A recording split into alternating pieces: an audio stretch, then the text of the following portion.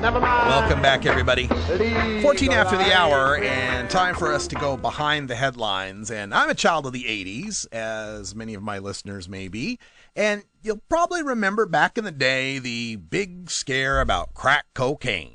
God, it was everywhere. You know, we had people on the news on 60 Minutes and President himself coming out, this is crack. It's terrible. Oh, my gosh. It's super addictive. You try it, you'll get higher than you've ever gotten in your life. One hit and you'll be addicted. So whatever you do, don't do this. Don't do crack because it gets you really, really high. And it's really cheap, too. You can get on the street. It's really cheap. But don't do it because you'll get addicted immediately because it gets you really high and it's really cheap.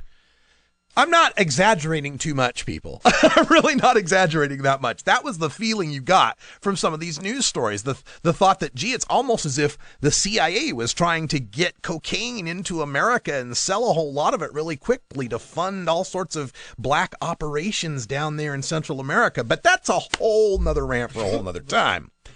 The crack baby thing is one of the things that came out of this 1980s scaremongering. And the idea here, the theme was that women, particularly black women in the city, would be smoking crack while they're pregnant.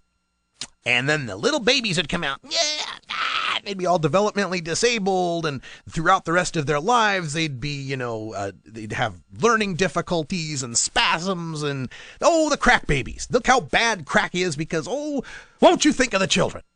It was just another one of those Watsy sort of comments. What about the children? So this crack baby stigma, if you will, was perpetuated throughout the 1980s and into the early 1990s.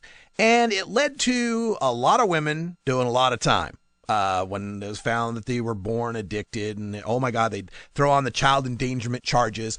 And really, that was about the era when we first started seeing that being used by prosecution in drug cases a whole lot. The stigma of the crack baby and what a terrible damage it would do to the baby brought about prosecutors tacking on child endangerment charges, child abuse charges against these women. So in addition to whatever drug charges, they'd also be doing time for child charges, have to go through all sort of supervised visits, have their kids put with foster care, which is another profit-making industry. And I got a great article coming out on that on Alternate, but we'll save that for later. Anyway, this whole crack baby scare did not have a shred of science behind it. Not then, and certainly not now. This is a new article up on Alternate, speaking of Alternate, entitled Study Debunks Myth of the Crack Baby. And they say, after nearly 25 years of research, one of the nation's largest long-term studies on the so-called crack baby epidemic of the 1980s has concluded that there are no statistically significant differences in the long-term health and life outcomes between full-term babies exposed to cocaine in utero and those who were not. Let's underline that one part. No statistically significant differences in the long-term health and life outcomes between crack babies and non-crack babies. Now, these are researchers at the Albert Einstein Medical Center, and this was reported in the Philadelphia Inquirer. The chairman of neonatology at Albert Einstein said this, quote, "Poverty is a more powerful influence on the outcome of inner-city children than gestational exposure to cocaine," end quote. Being poor hurts kids more than crack. Now, while the cocaine-exposed children and the control group performed on the same levels, what they found is both the control group and the crack babies, the so-called crack babies, were all lagging behind kids that were in the suburbs, kids with better incomes, kids with better family situations.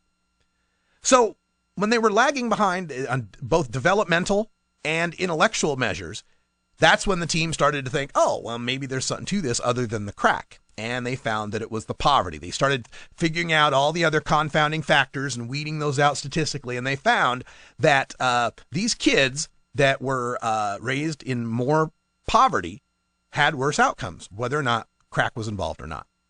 They did find that the kids that were raised in a nurturing home did better than the kids that weren't nurtured. No surprise there.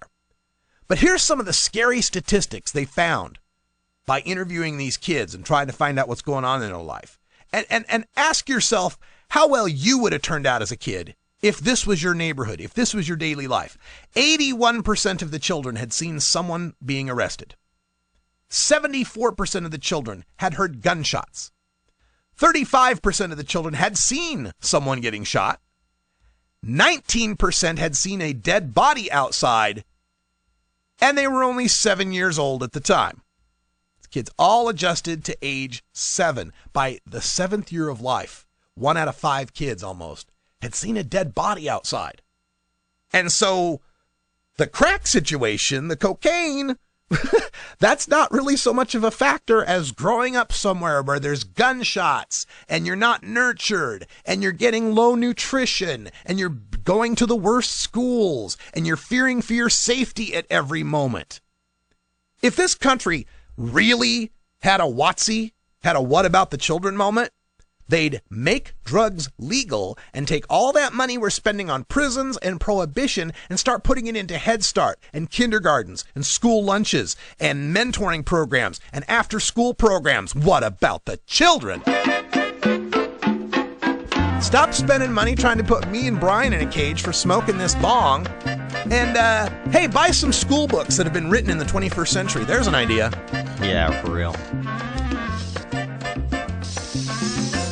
Have you ever met that funny reefer man? A reefer man. Have you ever met that funny reefer man? A reefer man. If he said he swam